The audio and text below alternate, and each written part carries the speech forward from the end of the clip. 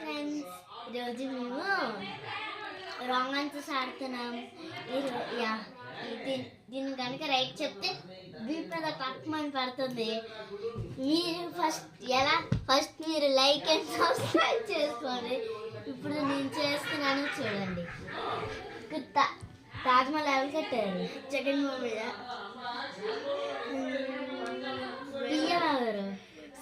PM Chandrababu Naidu.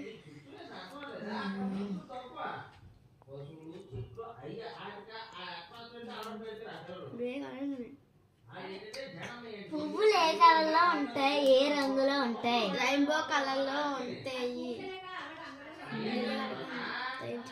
ఇదేం colour? ఇదేం colour?